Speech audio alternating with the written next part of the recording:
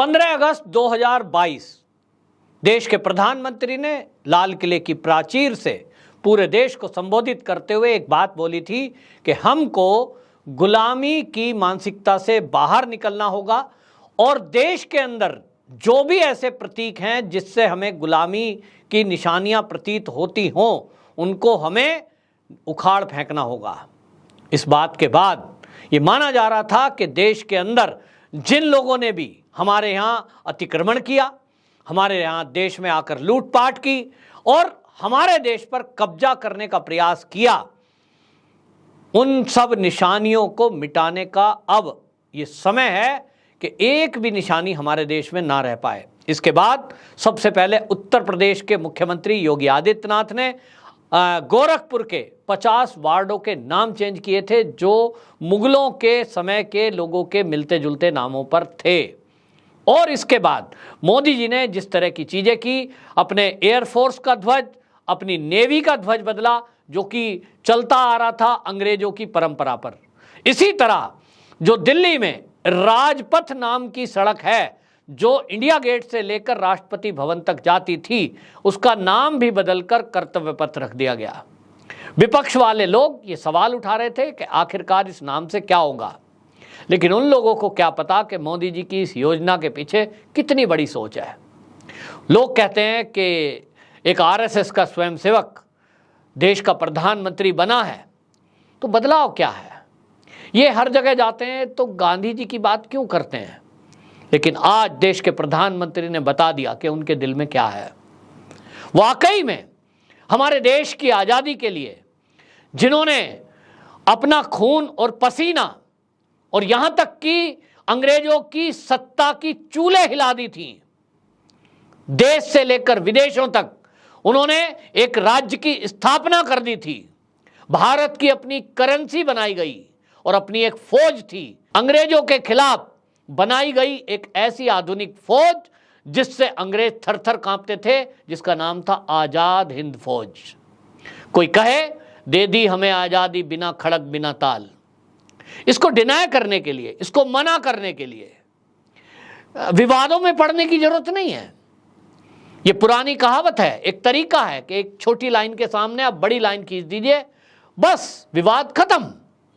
और इसी तरह से आज आप देखेंगे कि देश के प्रधानमंत्री नरेंद्र मोदी ने जहां सरदार वल्लभ भाई पटेल की एक इंडिया की सबसे ऊंची जो मूर्ति है उसका अनावरण किया, उसकी स्थापना की गुजरात में, इसी तरह ये जो 28 फीट ऊंची ये जो नेताजी सुभाष चंद्र बोस की मूर्ति को जिस जगह पर लगाया है, जिस जगह पर लगाया है वो जगह महत्वपूर्ण है और यहां से संदेश पूरी दुनिया को देने की कोशिश की है। दिल्ली चलो का नारा देने वाले नेताजी सुभाष चंद्र बोस, आजाद हिंद फौज की स्थापना करने वाले सुभाष चंद्र बोस अपने देश की करेंसी बनाकर नोट बनाए थे और बाकायदा दुनिया के कई देशों में मान्यता दिलाने वाले सुभाष चंद्र बोस, अंग्रेजों की नींव उखाड़ने वाले सुभाष चंद्र बोस। सेना में पहली बार महिलाओं की भर्ती की गई थी और वो क्रांतिकारियों की टीम जिसमें महिलाएं भी अस्त्र शस्त्र चलाना जानती थी, सिखाया गया, वो नेताजी सुभाष चंद्र बोस, जिनके आधार पर अंग्रेज इस देश को छोड़कर भागने को मजबूर हुए। हमारे ऊपर अंग्रेज कोई एहसान करके नहीं गए, उनको पता था कि अब इस देश में टिकना संभव नहीं है। अगर इस देश में कुछ राजनीतिक लोग अपने निजी स्वार्थ के चलते जल्दबाजी ना करते तो जो हमें खंड खंड भारत आज देखने को मिल रहा है वो देखने को नहीं मिलता। लेकिन राजनीति हुई, कुछ लोगों की महत्वाकांक्षा जागी और मुट्ठी भर लोगों ने ये एक स्थापित करने की कोशिश की कि देश की आजादी के लिए यदि किसी ने काम किया है वो तो हम हैं। आज बहुत सारे कांग्रेसी अपने आप को बड़े अहंकार से कहते हैं कि देश की आजादी में कांग्रेस का बहुत बड़ा योगदान है। आरएसएस तब कहां थी, बीजेपी तो तब थी ही नहीं, तो हमने किया है। लेकिन उनसे पूछते हैं लोग कि आपने भले ही देश की आजादी में कांग्रेस नाम का एक संगठन था, क्योंकि दूसरा तो कोई संगठन था ही नहीं, और ये कांग्रेस नाम का संगठन था। इस संगठन में देश के क्रांतिकारी सभी लोग शामिल थे, लेकिन देश के टुकड़े क्यों हुए? ये देश को टुकड़े करके ये कौन सी आजादी हासिल की? एक क्रांतिकारी ने पाकिस्तान ले लिया, धर्म के आधार पर कहा कि हम बहुसंख्यक हिंदुओं के साथ नहीं रह सकते, हमारी पूजा पद्धति अलग है, हमारा धर्म अलग है, हमको अलग जगह दे दो। ठीक इसी तरह जैसे दो भाई खेतों का बंटवारा कर दें। लेकिन उसके बाद क्या हुआ?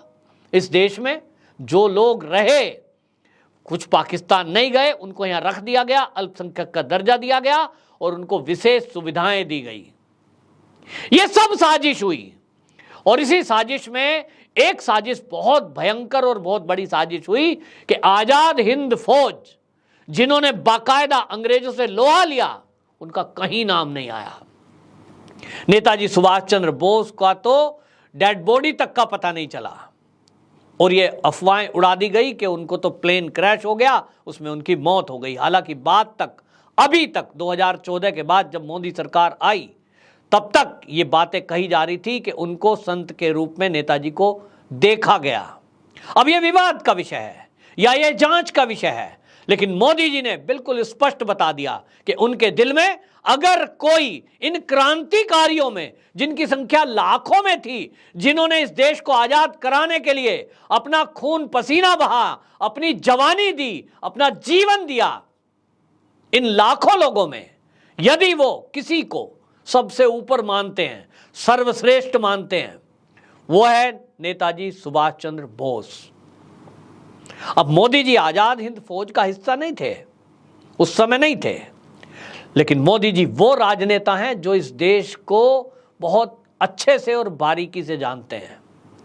इस देश को इतना प्यार करते हैं जितना कोई अपने आप को कहेगा कि मैं बहुत बड़ा राष्ट्रभक्त हूं, कहीं उससे ज्यादा मोदी जी राष्ट्रभक्त हैं, क्योंकि वो राष्ट्रीय स्वयंसेवक संघ के स्वयंसेवक हैं, तो भारत भूमि को अपनी मां मानते हैं और उनके हर कर्तव्य में वो चीज झलकती है।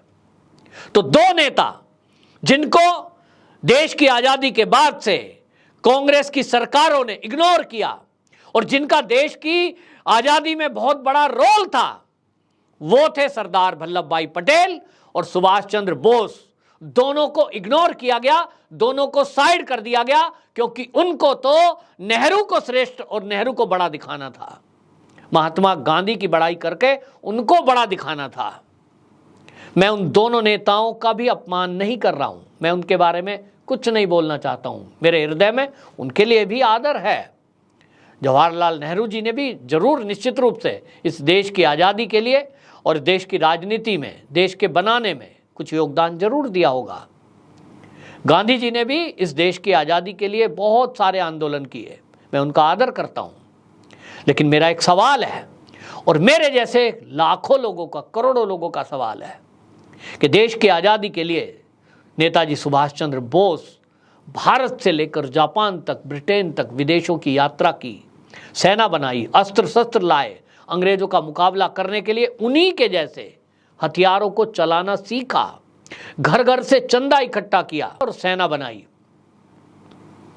उनको क्यों भुला दिया गया? हम जब छोटे बच्चे थे और हम पढ़ते थे, हमारी किताबों में क्यों नहीं पढ़ाया गया नेताजी सुभाष चंद्र बोस, आज़ाद हिंद फौज, उनके काम, उनका योगदान क्यों नहीं पढ़ाया गया? हमें क्यों पढ़ाया गया दे दी आज़ादी हमें बिना खड़क बिना काल ताल? केवल एक पक्ष क्यों बताया गया? सरदार वल्लभ भाई पटेल के बारे में क्यों नहीं पढ़ाया गया? क्यों नहीं उनके नाम पर भवन रखे गए? क्यों नहीं नेताजी सुभाष चंद्र बोस के नाम पर देश की अनेक सड़कें, एयरपोर्ट और डिग्री कॉलेजों के नाम रखे गए? क्यों? ये सवाल है, कांग्रेसियों से सवाल है, लेकिन जवाब मोदी जी ने दिया है। देश आज गर्व महसूस कर रहा है कि देर से ही सही दुरुस्त आए। और जो आपको बता दूं, किंग जॉर्ज पंजब की वहां जहां मूर्ति लगी थी, जो देश की आजादी के तुरंत बाद हट जानी चाहिए थी, आज उसकी जगह मोदी जी ने जो 28 फीट ऊंची नेताजी सुभाष चंद्र बोस की मूर्ति स्थापित की है, यही असली अर्थों में आज उन्होंने सिद्ध कर दिया है कि ये गुलामी के निशानों को मिटाने का सही समय है और इस तरह से पूरे देश से अब इस तरह के गुलामी की जो चीज़ें हैं, गुलामी की निशानियां हैं, उनको मिटाने का समय है। पूरे देश में ये अभियान चलाना होगा। जो भी सड़कें, जो भी भवन, जो भी एयरपोर्ट इस तरह के नाम पर हैं, उन सबको हटाने का एक समय है। और जो हमारे देश की आज़ादी के लिए शहीद हुए, जिन्होंने हमारी देश के लिए बलिदान दिया, जिन्होंने अपना तन मन धन न्योछावर किया, उन लोगों को सम्मान अगर आज नहीं देंगे तो कब देंगे? क्योंकि हमारा देश आज़ादी का अमृत उत्सव मना रहा है। और जब अगले 25 साल होंगे तो आप देखेंगे कि मोदी जी की ही सरकार जब रिपीट करेगी 2024 में, उसके बाद आप देखेंगे कि ये देश नए तरह का देश आपको दिखाई देगा। और अगले 25 सालों में, जैसा कि मोदी जी का एक प्रण है, एक विजन है कि ये देश फिर से अखंड भारत और हिंदू राष्ट्र जैसा पहले हुआ करता था, सनातन संस्कृति, पुरातन समय में, इतिहासों में हमने पढ़ा है कि अखंड भारत यहाँ से लेकर के अफगानिस्तान, भूटान, नेपाल सब कुछ फैला हुआ था, वो दोबारा से उसी स्वरूप में हमको प्राप्त हो पाएगा। ऐसा लक्ष्य मोदी जी ने रखा है। वाकई में हम भाग्यशाली हैं कि हम ऐसे समय में भारत भूमि में जीवित हैं जब हमें देश में एक ऐसा नेतृत्व मिला है जो देश के बारे में इतनी बारीकी से सोचता है, इतनी बारीकी से सोच रखता है कि कहीं दूर तक ये बाकी लोग तो सोच भी नहीं सकते। नेताजी को इससे बड़ी श्रद्धांजलि, सम्मान हो नहीं सकता जो मोदी जी ने दिया है। राजपथ पर वो राष्ट्रपति भवन की तरफ देख रहे हैं। भले ही नेताजी आज हमारे देश में जिंदा नहीं है, हमारे बीच लाखों क्रांतिकारी जिन्होंने देश की आज़ादी के लिए अपना सर्वस्व न्योछावर किया, वो हमारे बीच में नहीं है, लेकिन आज वो सब गौरवान्वित हो रहे होंगे जहां भी उनकी आत्मा देख रही होगी कि आज देर से ही सही, आज़ादी के 75 साल बाद ही सही, उनके नेता को आज भारत के अंदर एक सम्मान मिला। वंदे मातरम।